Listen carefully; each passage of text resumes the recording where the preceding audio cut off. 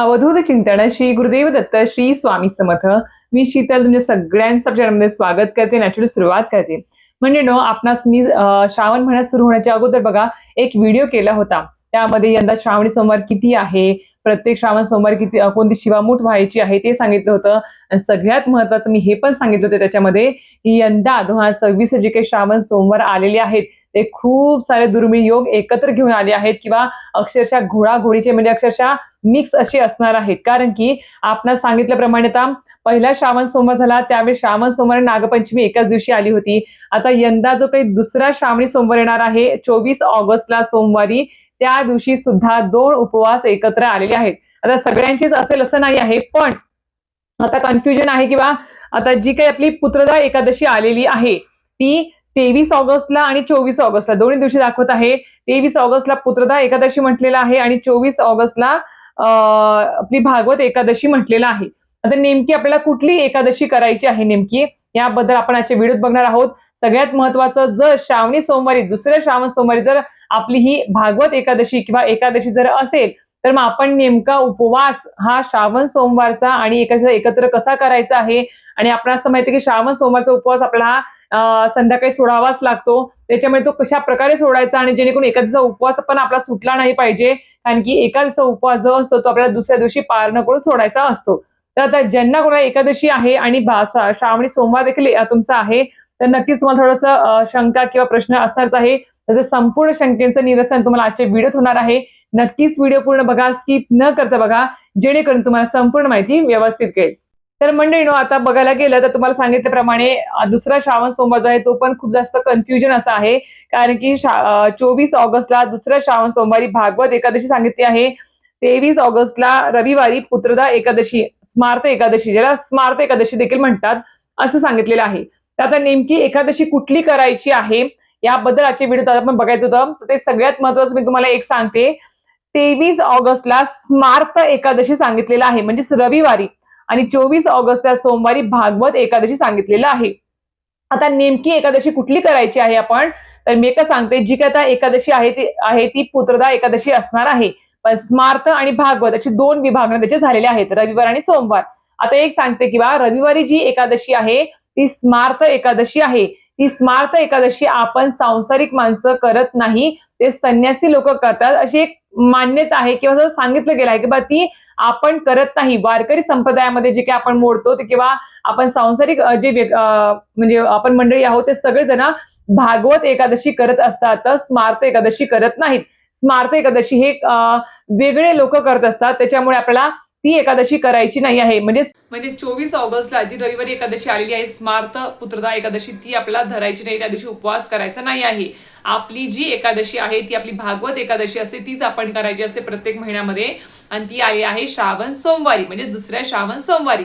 आता खूप लोकांना प्रश्न पडेल की ताई श्रावण सोमवार आहे, आम्हाला एकादशी पण आहे, आता कसं करायचं. कारण की एकादशीचा उपवास जो असतो तो दिवसभर करायचा असतो, दिवस रात्र संपूर्ण दिवस करायचा असतो. दुसऱ्या दिवशी सकाळी मंगळवारी पारणं करून तो सोडायचा असतो. आणि श्रावण सोमवारचा जो काही उपवास आहे तो आपल्याला दिवसभर करायचा असतो आणि रात्री सोडायचा असतो. एक टाइम जेवण करावंच लागतं, आपल्याला सोडावाच लागतो तो उपवास. आणि 2 उपवास ज्यावेळेस एकत्र येतात त्यावेळेस आपल्याला एक उपवास आपल्याला सोडावा लागतो ईश्वराच्या साक्षीने, अन्न वगैरे दाखवून, नैवेद्य दाखवून, आणि त्यानंतर दुसरा उपवास कंटिन्यू करायचा असतो. त्याच्यामुळे आपल्याला जर तुम्हाला एकादशीचा उपवास असेल आणि श्रावण सोमवारचा दुसरा जो आहे तो पण उपवास जर असेल तर काय करायचं, दिवसभर सुरुवातीला आपण सकाळी दिवसभर आपण श्रावण सोमवारचा उपवास करायचा आहे आणि एकादशीचा उपवास पण आपण चालूच ठेवायचा आहे. असे आपण सकाळी दिवसभरामध्ये आपण फराळाचे पदार्थ खात असतो.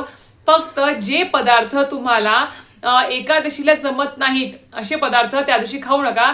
आणि फक्त एकादशीला जे जमत नाहीत उपवासाचे पदार्थ ते तुम्हाला सोमवारी श्रावण सोमवारच्या फराळामध्ये खायचं नाही आहे, याची तुम्ही फक्त काळजी घ्या. बाकीचे सगळे पदार्थ तुम्ही खाऊ शकता.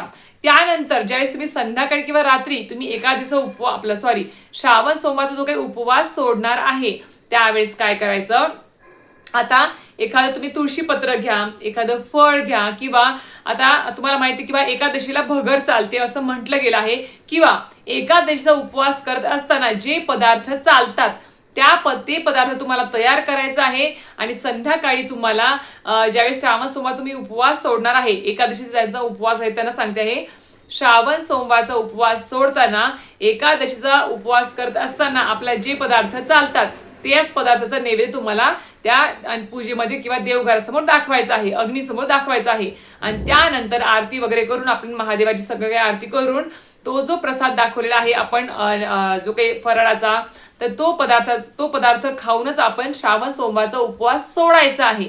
आणि त्याच्यामुळे काय होईल, आपण एखाद्याचा उपवास पण आपला सुटणार नाही आणि एखाद्याचा उपवास पण आपला चालू राहील.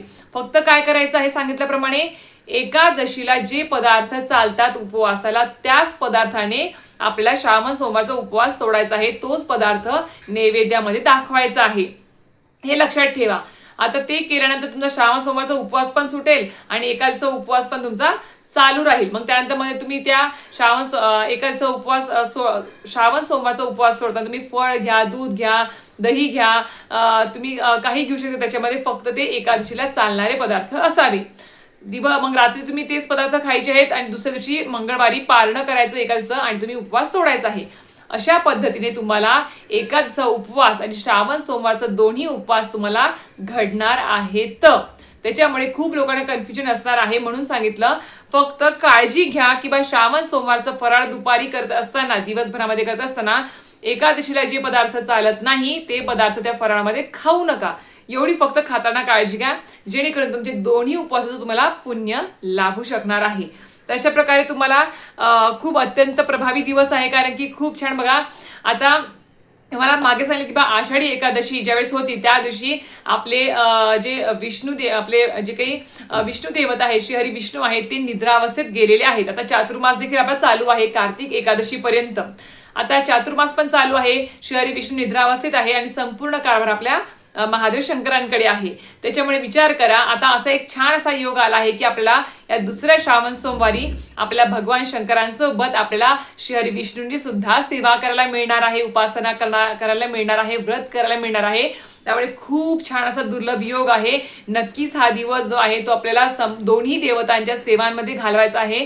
तर या दिवशी नेमके आपल्याला सांगितल्याप्रमाणे एकादशी जी आहे तर या दिवशी दोन्ही देवी देवतांचा, जसं आपण सकाळी लवकर उठल्यावरती श्रावण सोमवारी म्हणून महादेवांचा अभिषेक करतो, मंत्र स्तोत्र पारायण सगळं काही करतो, त्याच पद्धतीने आपण आपल्या देवघरातली जी काही बाळकृष्णाची मूर्ती असेल, श्री विष्णूंचा फोटो असेल, मूर्ती असेल, त्याच्यावर नक्कीच अभिषेक करावा. मंत्र स्तोत्र जे काही तुम्हाला पठण करायचं सर्व काही या दिवशी करावं.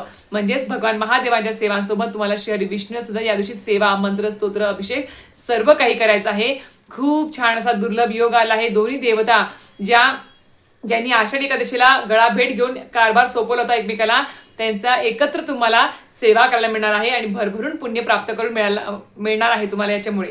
तर अशा प्रकारे तुम्हाला संपूर्ण प्रश्नाचं उत्तर मिळालं असेल, शंकांचं निरसन झालं असेल असं मला तरी वाटतं. तरी सुद्धा काही प्रश्न असतील तर नक्कीच कमेंट बॉक्समध्ये विचारा, तुम्हाला त्याचं उत्तर मिळून जाईल. तशा प्रकारे व्हिडिओ थांबवते. व्हिडिओ आवडला असेल तर नक्कीच व्हिडिओ लाईक, शेअर, सबस्क्राईब करायला विसरू नका. श्री स्वामी समर्थ.